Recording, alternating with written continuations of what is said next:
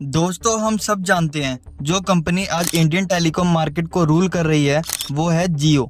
पर अगर मैं 2014 और 2015 की बात करूं तो उस समय जो नाम टॉप पे था वो था Airtel, idea, Vodafone, BSNL, Aircel.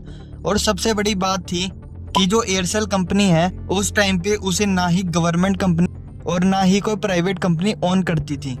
ये कंपनी एक ही आदमी ने बनाई और फिर उसी आदमी ने डुबा भी दी।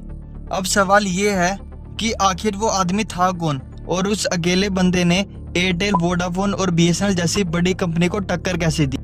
आइए आज की वीडियो में एयरसेल की पूरी कहानी जानते हैं।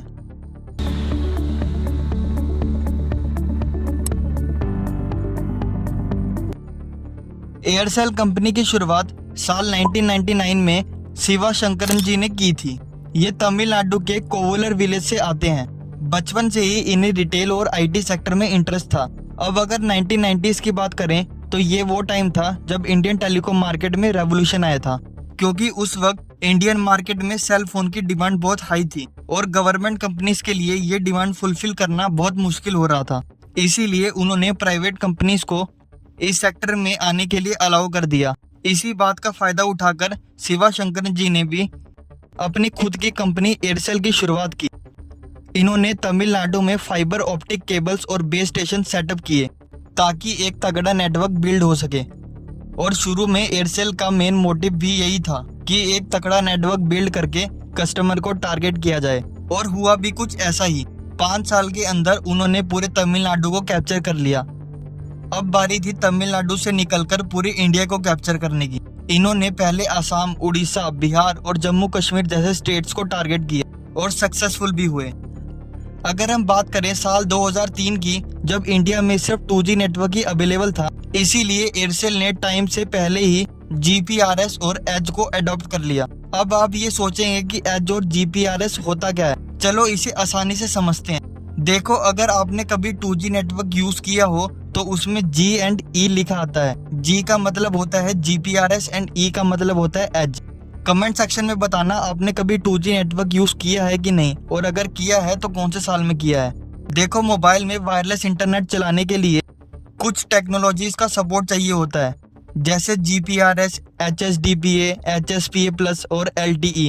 देखो, अगर शॉर्ट में समझें तो GPRS एंड एज सिर्फ 2G नेटवर्क को सपोर्ट करते थे और HSDPA and HSPA+ 3G network को सपोर्ट करते हैं और LTE 4G नेटवर्क को सपोर्ट करता है। और एयरसेल एक ऐसी कंपनी थी जिसके पास एक ही टाइम पे 2G, 3G और 4G नेटवर्क अवेलेबल थे। अब एयरसेल की सक्सेस को देखते हुए साल 2006 में मलेशिया की कंपनी मैक्सिस कम्युनिकेशन ने एयरसेल के 74% शेयर खरीद ली। इस पार्टनरशिप की वजह से एयरसेल को बहुत फायदा हुआ, जिससे उन्हें टेक्निकल एक्सपर्टीज और फाइनेंशियल रिसोर्सेज दोनों मिले। अब यहाँ तक तो सब ठीक था। प्रॉब्लम तब आती है जब साल 2008 में जब कंपनीज को 2G स्पेक्ट्रम के लाइसेंस इशू किए जा रहे थे। उस साल सारी प्राइवेट कंपनीज को 122 लाइसेंस इशू किए गए। अब यहाँ तक तो सब ठीक था। साल 2009 में सेंट्रल विजिलेंस कमीशन ने CBI को ये स्पेक्ट्रम लाइसेंस वाला मामला इन्वेस्टिगेट करने को दिया। उसके बाद पता चला कि इलीगल तरीके से लाइसेंस इशू किए गए हैं। फिर सरकार ने उन सभी 122 लाइसेंस को कैंसिल कर दिया, जिसकी वजह से एयरसेल को बहुत भारी नुकसान हुआ, क्योंकि अब पैसे और लाइसेंस दोनों ही जा चुके थे। इसीलिए अब एयरसेल खुद को बचाने के लिए किसी और कंपनी के साथ पार्टनरशिप करना चाहती थी। उस टाइम इनके पास 89 मिलियन सब्सक्राइबर्स और 44,000 टावर्स थे। पर कंपनी की हालत इतनी खराब थी कि कोई और कंपनी पार्टनरशिप करने के लिए तैयार ही नहीं हो रही थी। फिर बहुत कोशिश के बाद साल 2016 में रिलायंस एयरसेल के साथ मर्ज हो गया। रिलायंस ने सोचा इनके साथ मर्ज हो गए, टावर भी मिल जाएंगे और प्रॉफिट भी निकाल लेंगे, पर ऐसा हुआ नहीं।